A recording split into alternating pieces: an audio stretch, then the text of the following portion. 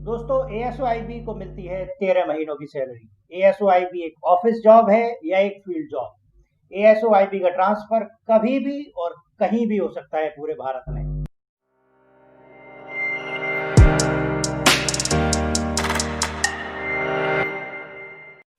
तो दोस्तों मैं हूं शुभम मिश्रा और एक बार फिर से स्वागत करता हूं आपका सरकारी गाइड के इस यूट्यूब चैनल पर। दोस्तों आज मैं बात करूंगा एसएससी सीजीएल की एक ऐसी प्रोफाइल की जिसके बारे में नहीं गूगल पर जानकारी उपलब्ध है न ही यूट्यूब पर।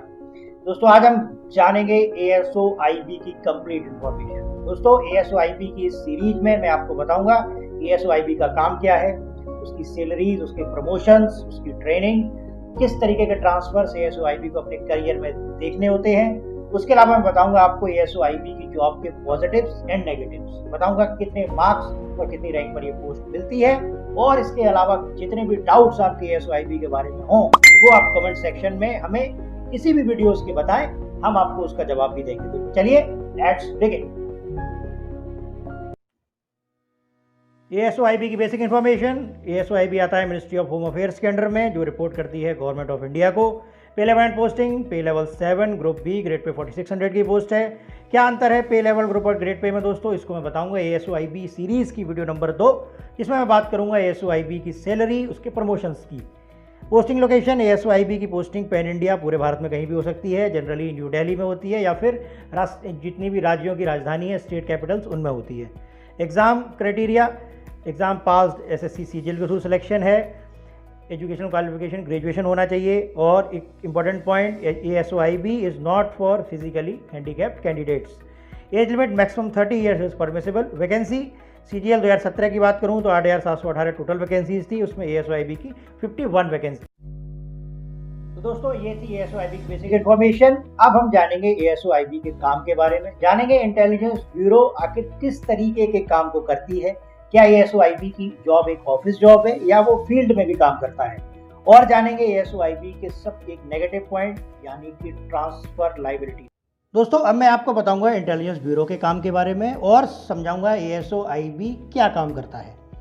एएसओआईबी आता है मिनिस्ट्री ऑफ होम अफेयर्स के अंडर में, मैंने आपको बताया था, गवर्नमेंट ऑफ इंडिया को रिपोर्ट करता है इनडायरेक्टली। इंटेलिजेंस ब्यूरो का क्या काम होता है, देश के अंदर जितनी भी सिक्योरिटी रिलेटेड इन्फॉर्मेशन होती है, कहीं भी कोई आतंकवादी हमला हो, ड्रग ट्रैफिकिंग हो, किसी भी पॉलिटिकल लीडर्स या कोई टॉप लीडर को कोई सुरक्षा में खतरा हो या कहीं कोई हमला होने वाला हो, ऐसी किसी भी तरीके की इन्फॉर्मेशन सिक्योरिटी रिलेटेड या किसी और थ्रेट रिलेटेड इन्फॉर्मेशन को इकट्ठा करने का काम होता है इंटेलिजेंस ब्यूरो का। देश के अंदर ऐसी जितनी भी गतिविधि हैं उनको रोकने की, उनकी होने से पहले सूचना इकट्ठी करने की जिम्मेदारी इंटेलिजेंस ब्यूरो की होती है। तो intelligence bureau is India's domestic intelligence, internal security and counter intelligence agency. ये एक मिनिस्ट्री ऑफ होम अफेयर्स के अंडर में आती पैरामिलिट्री फोर्स होती है, जैसे कि और पैरामिलिट्री फोर्स हैं लाइक सीआरपीएफ, सीआईएसएफ, ऐसे ही एक पैरामिलिट्री फोर्स इंटेलिजेंस ब्यूरो है। तो हम अगर समरी में कहें तो इंटेलिजेंस ब्यूरो का काम is to gather intelligence from within India. दोस्तों the important point is India के अंदर जितनी भी इंटेलिजेंस इन्फॉर्मेशन होती है वो आईबी की रिस्पॉन्सिबिलिटी होती है। और डिटेल में समझते हैं हम होम अफेयर्स के इंटेलिजेंस गैदरिंग के काम को।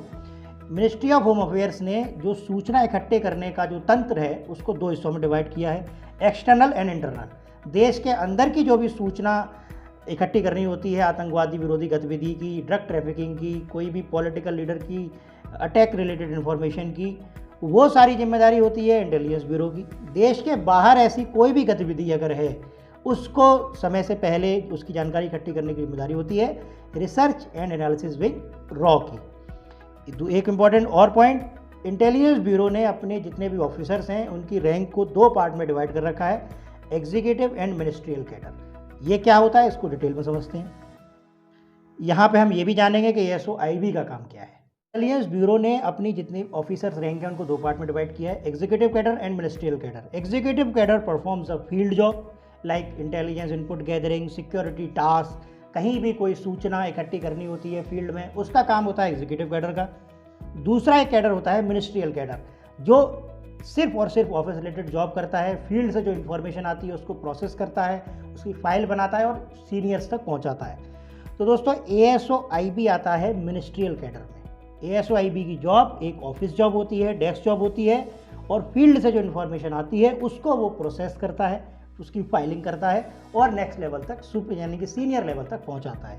फील्ड जॉब में ASO/IB का काम नहीं होता है।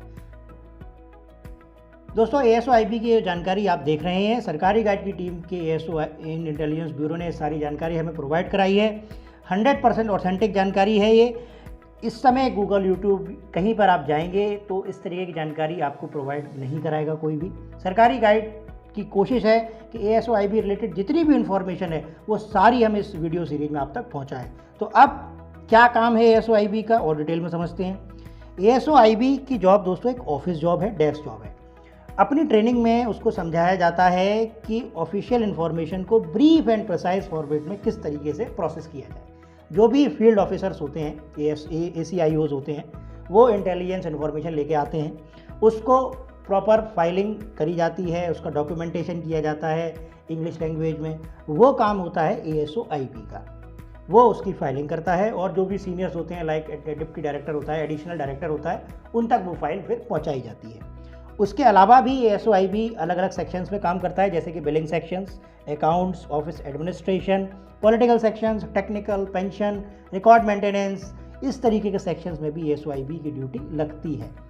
तो इन समरी अगर हम बात करें तो ASO/IB is the key resource person in the department, जिसका काम होता है to process the intelligence related information into a presentable form. यानी कि कोई भी इंफॉर्मेशन अगर फील्ड से आई ACIOs के द्वारा, उस इंफॉर्मेशन को लिखना, उसको प्रेजेंटेशन फॉर्म में फाइल बनाना और उसको जो सीनियर्स तक पहुंचाना, ये काम होता है ASO/IB का। तो ASO/IB की इंग्लिश बहुत अच्छी होनी चाहिए। अगर आप ASO/IB को सिलेक्ट करते हैं तो आपकी इंग्लिश स्पीकिंग, इंग्लिश राइटिंग बहुत ही अच्छी होनी चाहिए। ये आपके लिए एडिशनल एडवांटेज होगा इस जॉब में। तो दोस्तों अब तक हमने समझा कि ASO/IB की जॉब एक ऑफिस जॉब है, डेस्क जॉब है। और जैसा कि इंटेलिजेंस ब्यूरो के बारे में हम जनरली सोचते हैं कि सूचना इकट्ठी करना एक खुफिया टाइप की जॉब, वो नहीं होती है ASO/IB की, वो फील्ड ऑफिसर्स की होती है, यानी ACIOs वगैरह की होती है।